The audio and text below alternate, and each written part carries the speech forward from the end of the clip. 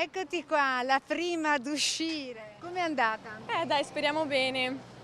Ho scelto la traccia B1, parlava un po' di nazionalismo, un po' quello che pensava Mazzini sull'unità e la libertà. Primo giorno di maturità per oltre 6.000 studenti del veneziano. Quest'anno l'esame torna alla formula pre-Covid. L'idea di nazione di Federico Chabot, una delle 7 tracce uscite per la prova di italiano, comune per tutti gli indirizzi, con gli studenti orientatisi anche su Moravia, con gli indifferenti, pubblicato nel 1929.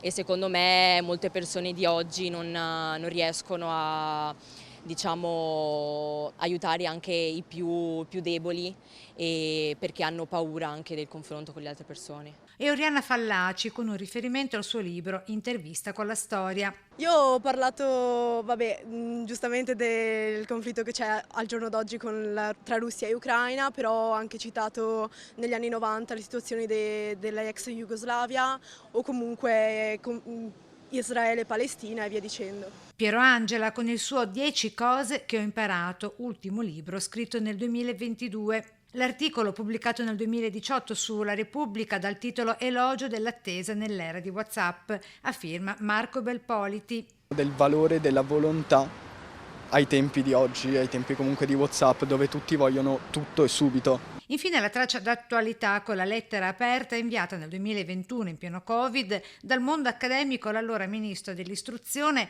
Patrizio Bianchi per reintrodurre le prove scritte alla maturità. Abbiamo vissuto quasi 3 anni con la pandemia, abbiamo perso la capacità anche di studiare, di comunicare, soprattutto stando a distanza, non vedendo mai nessuno, è stato veramente tanto difficile. Buona la prima, già si pensa alla seconda prova scritta che diventano 3 in alcuni casi. Domani inglese. Noi abbiamo la materia di indirizzo che dura 3 giorni.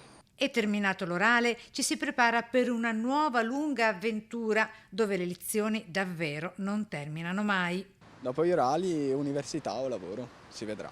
Io sicuramente università, già scelto, fisioterapia, anche perché io sono nel mondo dello sport, sono un arbitro, quindi vorrei continuare comunque ad essere in quell'ambito. Ho provato ad entrare a scienze sociologiche, però sono ancora indecisa perché forse vorrei proseguire con scienze politiche. Io vorrei lavorare, però voglio iscrivermi all'Accademia d'Arte Drammatica. Sto decidendo tra 2 facoltà, che sarebbero archeologia o conservazione dei beni culturali. Inizio a lavorare e poi volevo tentare il concorso in polizia.